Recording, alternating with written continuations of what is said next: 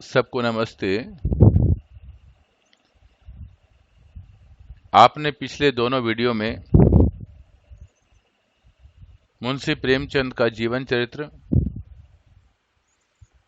और ईदगाह पाठ का विश्लेषण,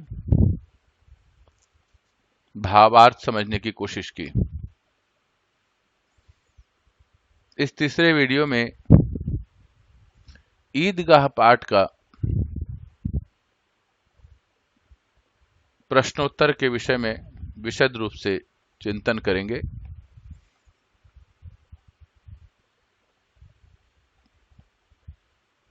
मां सरस्वती की कृपा प्राप्त करके ईदगाह पाठ के प्रश्नोत्तर का चिंतन करते हैं। प्रश्न 1, ईदगाह कहानी के उन प्रसंगों का उल्लेख कीजिए जिनसे ईद के अवसर पर ग्रामीण परिवेश का उल्लास प्रकट होता है। उल्लास का मतलब होता है खुशियां।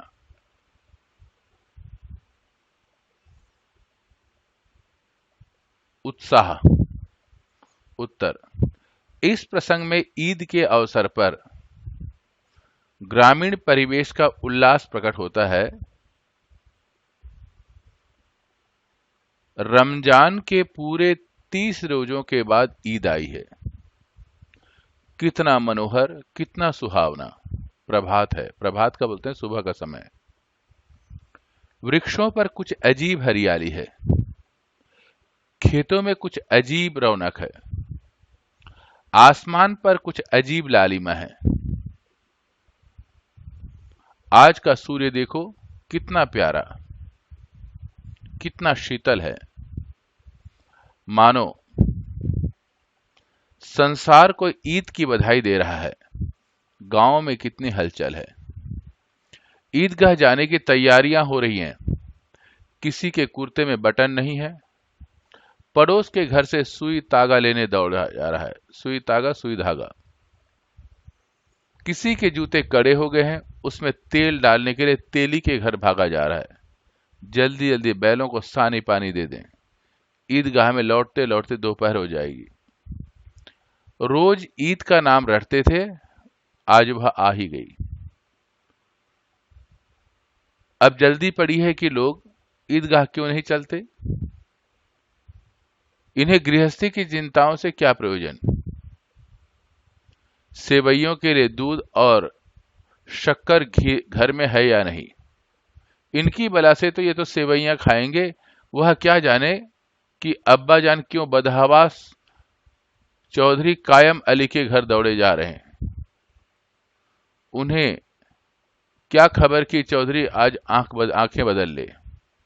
यह सारा ईद मुहर्रम हो जाए। उनकी अपनी जेबों में तो कुबेर का धन भरा हुआ है। बार बार जेब से अपना खजाना निकालकर गिनते हैं और खुश होकर फिर रख लेते हैं। ये पाठ के पूरे पैराग्राफ में आपने देखा कि ईद के अवसर पर कितना उल्लास, मतलब खुशियां ग्रामीण परिवेश, गांव के रहन सहन में है। हर बच्चा खुश है, हर परिवार का सदस्य खुश है, मन में उत्साह, उमंग है। इसीलिए ये पहला प्रश्न का उत्तर है। प्रश्न नंबर 2, उसके अंदर है बाहर, उसके अंदर प्रकाश है, बाहर आशा। विपत्ति अपना सारा दल बदल लेकर के आए, हामिद की आनंद भरी चितवन उसका विध्वंस कर देगी। इस कथन के आधार पर स्पष्ट कीजिए कि आशा का प्रकाश मनुष्य को विपरीत परिस्थितियों में भी निरंतर आगे बढ़ने की प्रेरणा देता है। उत्तर, जीवन में आशा का प्रकाश सदैव फैला रहता है। आशा रूपी प्रकाश हमें निराशा के क्षणों में बाहर ले जाता है और हमें जीवन में आगे बढ़ाता है। कई बार ऐसे विषम परिस्थितियां सामने आ खड़ी होती हैं, ऐसी विषम परिस्थितियां खड़ी होती हैं कि मनुष्य को सोचने समझने की शक्ति समाप्त हो जाती है। ऐसे में आशा की किरण उसे विषम परिस्थितियों से बाहर निकाल लेती है। जो व्यक्ति निराशावादी है वह आगे नहीं बढ़ सकता है। वह हार मान लेता है और लड़ना छोड़ देता है। मगर जिस मनुष्य ने आशा का दामन थाम लिया है वह कभी हार नहीं मानता और निरंतर आगे बढ़ता चला जाता है। वह जानता है कि उसे उसकी मेहनत रंग अवश्य दिखाएगी। बस यही आशावादी सोच ही उसे बाहर निकाल देती है और वह जीवन में निरंतर प्रेरणा का स्रोत पाता है। हामिद के माता पिता उसके संग नहीं हैं। उसके पास यह आशा है कि एक दिन उसके माता पिता अवश्य लौट करके आएंगे। यही किरण उसे सदैव प्रसन्न रखे हुए है। वह अभावों की जिंदगी जी रहा है मगर उसे कोई फर्क नहीं पड़ता। वह जानता है कि एक दिन उसके दिन अवश्य आएंगे। उसका यही विश्वास विपत्ति को उसके आगे घुटने टेकने को विवश कर देता है। प्रश्न 3, उन्हें क्या खबर कि चौधरी आंखें बदल ले तो यह सारी ईद मुहर्रम हो जाए। इस कथन का आशय स्पष्ट कीजिए। गांव के सभी चौधरी से पैसे उधार लेते हैं। चौधरी से उधार लेकर ही उनके घर में त्योहार मनाया जाता है। यदि चौधरी किसी बात पर नाराज हो जाए तो उन्हें वह पैसे उधार देने से इनकार करता है। उसकी नाराजगी उनके त्योहार को किरकिरा कर सकती है। घर में शोक का वातावरण छा सकता है। अतः चौधरी के इनकार को बताने के लिए लेखक ने यह कथन लिखा है कि चौधरी आज आंखें बदल ले तो सारा ईद मुहर्रम हो जाए। प्रश्न नंबर 4, मानव भ्रातृत्व का एक सूत्र इन समस्त आत्माओं को एक लड़ी में पिरोए हुए है। इस कथन के संदर्भ को स्पष्ट कीजिए कि धर्म तोड़ता नहीं जोड़ता है। उत्तर, ईद में नमाज अदा करते हुए सभी लोग एक पंक्ति में बैठकर नमाज पढ़ते हैं। प्रत्येक पंक्ति के पीछे उसी तरह अन्य पंक्तियां हैं। जब सभी नमाज पढ़ते हुए एक साथ झुकते हैं और उठते हैं तो लगता है कि मानो भ्रातृत्व का एक सूत्र समस्त आत्माओं को एक लड़ी में पिरोए हुए है। नमाज पढ़ने का एक ही समय और तरीका सभी मनुष्यों को आपस में जोड़ देता है। वे एक साथ मिलकर प्रार्थना करते हैं। किसी के मन में किसी दूसरे को लेकर शत्रुता का भाव नहीं है। कोई किसी से नफरत नहीं करता। सबके मन अहंकार से रहित और श्रद्धा से युक्त हैं। सब उस समय भाई भाई हो जाते हैं। इस आधार पर हम कह सकते हैं कि धर्म तोड़ता नहीं है, जोड़ता है। वह कभी किसी को लड़ने तथा शत्रुता रखने का संदेश नहीं देता है। उसकी हर रीति तथा उपदेश में मनुष्यों को आपस में जोड़े रखने का प्रयास किया जाता है। प्रश्न 5, ईदगाह कहानी के शीर्षक का औचित्य सिद्ध कीजिए। क्या इस कहानी को कोई अन्य शीर्षक दिया जा सकता है? उत्तर, प्रस्तुत पूरी कहानी ईद तथा ईदगाह के सम्मुख घूमती है। हामिद के गांव में ईदगाह जाने का उल्लास बच्चे से लेकर बूढ़े तक के हृदय में है। वहां सभी जाने की तैयारी करते हैं। हामिद के गुणों का प्रकाश ईदगाह में ही चलता है। अतः इस कहानी का नाम ईदगाह से ही दिया गया है। वैसे इसका नाम हामिद और उसकी दादी भी हो सकता था। प्रश्न 6, निम्नलिखित गद्यांशों की सप्रसंग व्याख्या कीजिए। कई बार यह क्रिया होती है। बुढ़िया का क्रोध। पहला प्रसंग की व्याख्या। प्रसंग, यह गद्यांश प्रेमचंद द्वारा लिखित कहानी ईदगाह से लिया गया है। इस गद्यांश में सामूहिक रूप से नमाज पढ़ने का दृश्य दिखाया गया है। लेखक ने नमाज अदा करने की प्रणाली बड़े ही आकर्षक ढंग से वर्णन किया है। व्याख्या, नमाज अदा करते समय एक साथ असंख्य लोग, बहुत लोग अपने सिर सिजदे में एक साथ झुकाते हैं। वे एक साथ खड़े होते हैं और एक साथ ही झुक जाते हैं। सभी के द्वारा यह क्रिया कई बार दोहराई जाती है। इस क्रिया को देखकर लगता है कि मानो बिजली के बल्ब एक साथ जलते और बुझते हैं, उनकी यह क्रिया चलती रहती। यह दृश्य बहुत ही मनोहर है। लोगों की एक साथ इस प्रकार की क्रिया मन को श्रद्धा और आनंद से भर देती है। यह क्रिया सभी के अंदर भाईचारे की भावना निर्माण करती है। ऐसा लगता है मानो सभी मानवों की आत्माओं को एकता के धागे में ऐसे पिरो दिया गया है जैसे माला के धागे में मोती के दाने को। विशेष लेखक ने ईदगाह में नमाज अदा करने का दृश्य का वर्णन बहुत ही सुंदर किया है। इसमें रूपक तथा उपमा अलंकारों का प्रयोग अद्भुत है। प्रसंग दूसरा। ये जो ख है बुढ़िया का क्रोध, इसका हम प्रसंग पढ़ने जा रहे हैं। यह गद्यांश प्रेमचंद द्वारा लिखित कहानी ईदगाह से लिया गया है। इस गद्यांश में अमीना अपने पोते हामिद के हाथ में चिमटा देखकर हैरत और शोक में पड़ जाती है। एक छोटा सा बच्चा खाने खिलौने के लालच को छोड़कर उसके लिए एक चिमटा खरीद लिया है। व्याख्या। दादी ने जब हामिद को चिमटा लाने का कारण पूछा तो उसका जवाब बहुत ही मासूम और समझदारी से भरा था। अपनी दादी के हाथों को रोटी सेकते समय जलने से बचाने के लिए वह चिमटा ले आया। दादी हामिद की बातें सुनकर भावुक हो गई। यह बात सुनकर उसका सारा गुस्सा जाता रहा और वह स्नेह तथा ममता से भर गई। वह प्रसन्नता के कारण कुछ बोल नहीं पा रही है।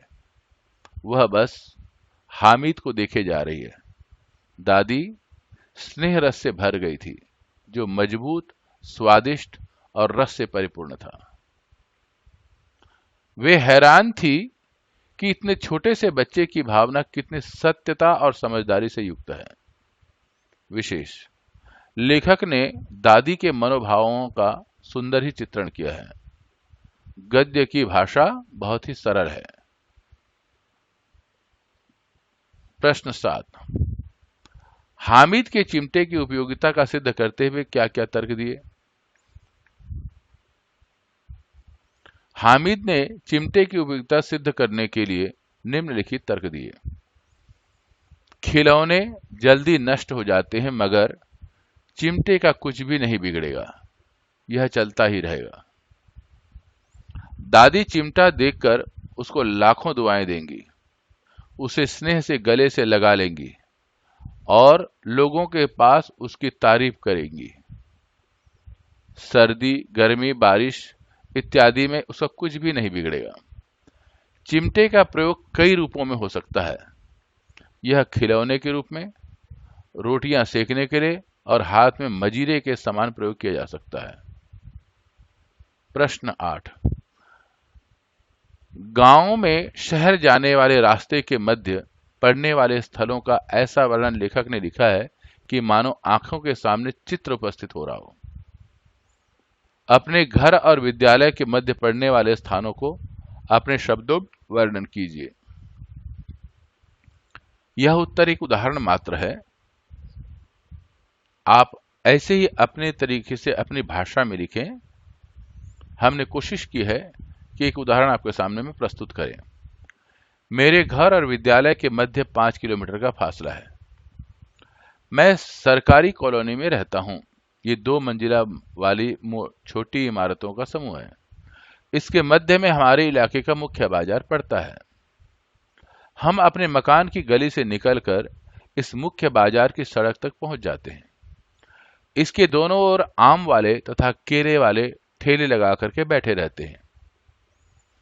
गली से दाईं ओर मुड़ने की, ये जो शब्द है ओर है, टाइपिंग मिस्टेक है, दाईं ओर मुड़ने की मुख्य सड़क आ जाती है। इसकी एक ओर छोटे छोटे ढाबे बने हुए हैं, जहां पर बाजार में काम करने वाले मजदूर दोपहर के समय खाना खाने आते हैं। हम जब सुबह जाते हैं तो यह सब सुनसान होता है, लेकिन विद्यालय से लौटते समय यहां पर बहुत भीड़ रहती है। कुछ दूर जाने पर हमें फिर दाईं ओर जाना पड़ता है, जिससे एक और मुख्य सड़क आती है। यह सड़क बहुत लंबी है। इसके दोनों ओर सरकारी कॉलोनियों की कतारें हैं। इसी सड़क पर आगे चलकर बाईं ओर एक माता का गुलाबी रंग का मंदिर है। उस मंदिर के बाहर पानी का बर्मा बना हुआ है। बच्चे प्रायः इसे चलाकर देखते हैं। आगे चलने पर इस सड़क के ऊपर एक बहुत बड़ा पुल बना हुआ है, जिस पर से गाड़ियां गुजर जाती हैं। यहाँ पर दोनों ओर कचौरी तथा रसगुल्ले वाले साइकिल पर अपना सामान लेकर खड़े हैं। यहाँ पर छाया होती है अतः इसके स्थान पर आराम बैठने के लिए उचित है। उसके लिए उसके 100 कदम की दूरी पर हमारा विद्यालय आता है। यही मेरे विद्यालय तक का मार्ग है। बच्चों या पाठकों, इसको आप अपने शब्दों में लिखें, वो ज्यादा उचित होगा। ये मैंने एक उदाहरण मात्र आपके सामने में रखा है। प्रश्न: बच्चे हामिद ने बूढ़े हामिद का पाठ खेला था। बुढ़िया अमीना बालिका अमीना बन गई। इस कथन में बूढ़े हामिद और बालिका अमीना से लेखक का क्या आशय है, स्पष्ट कीजिए। हामिद बहुत छोटा था। वह अन्य बच्चों के समान ही था। उसके उम्र पैसे की अहमियत और घर वालों की जरूरत समझने की नहीं थी। उसने फिर भी यह समझा कि उन पैसों का व्यर्थ में नष्ट नहीं किया जाए। अपनी दादी के काम को सरल बनाने के लिए चिमटा खरीदा। प्रायः बच्चे खाने पीने और खिलौने का सामान खरीदते समय पैसों की बर्बादी करते हैं। हामिद ने ऐसा नहीं किया। एक बड़े व्यक्ति के समान घर की जरूरत पर ही पैसा खर्च किया। तब वह एक बूढ़ा हामिद बन गया। उसे अपनी जिम्मेदारियों का तथा घर की हालत के विषय में पता था। इधर दूसरी ओर अपने पोते द्वारा किए गए कार्य से दादी प्रसन्न हो गई। वह जहां दुखी थी, वहीं एक बच्चे के समान हैरान थी। अतः वह बच्चों के समान रोने लगी। वह भूल गई कि वह उम्र में हामिद से बहुत बड़ी है। प्रश्न 10। दामन फैलाकर हामिद को दुआएं देती जाती थी और आंसू की बड़ी बड़ी बूंदें गिराती जाती थी। हामिद इसका रहस्य क्या समझता? लेखक के अनुसार हामिद अमीना को दुआओं और आंसुओं के रहस्य का क्यों नहीं समझ पाया? कहानी के आधार पर स्पष्ट कीजिए। अमीना ने हामिद को उसके माता पिता के संबंध में झूठ बोला। हामिद को यही पता था कि उसके पिता व्यापार के लिए बाहर गए हैं तथा उसकी मां अल्लाह मियां के यहां गई हुई है। वहां से उसके लिए अच्छी चीजें लाने गई है। अतः जीवन के हर तंग हालत में यही तर्क देकर वह स्वयं को संतुष्ट कर देता है कि वे दोनों लौट करके आएंगे तो वह भी अन्य बच्चों के समान मजे में रहेगा। जब हामिद ने अमीना को चिमटा दिया तो अमीना का दिल भर आया। वह उस बच्चे के उज्जवल भविष्य के लिए अल्लाह से दुआएं करने लगी और रोने लगी। वह जानती थी कि हामिद के सिर से माता पिता का साया हट गया है। यदि उसके माता पिता होते तो उसका भविष्य ऐसा नहीं होता। अतः वह अल्लाह से दुआएं करने लगी और रोने लगी। यही कारण था कि हामिद इस रहस्य से अनजान था। प्रश्न 11।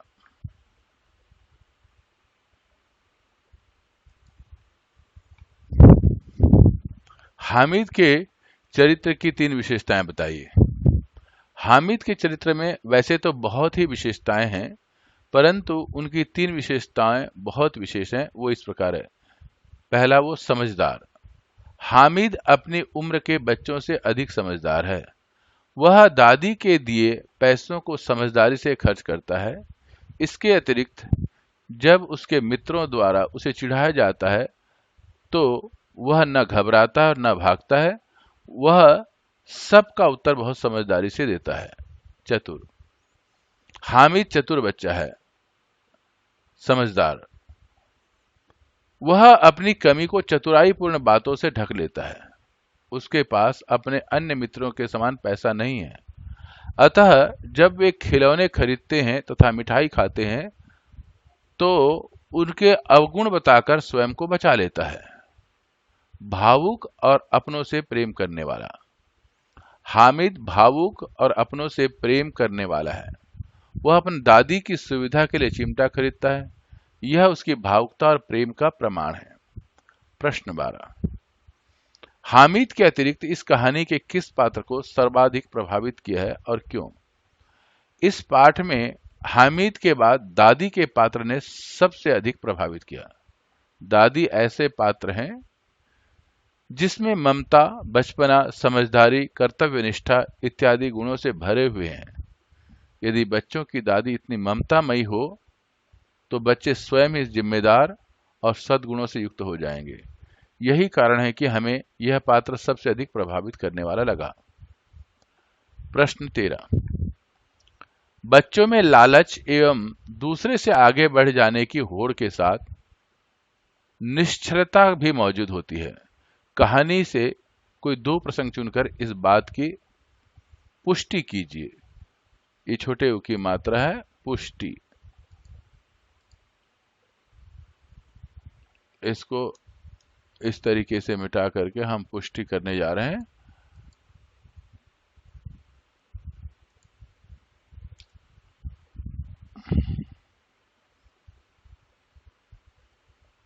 पुष्टि कीजिए।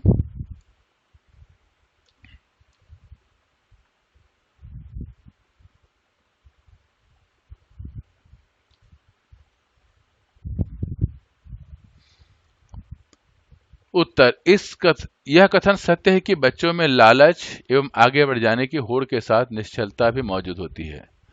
पाठ के दो प्रसंग इस प्रकार हैं। मोहसिन, अच्छा, अब की जरूर देंगे हामिद, अल्लाह कसम ले जा।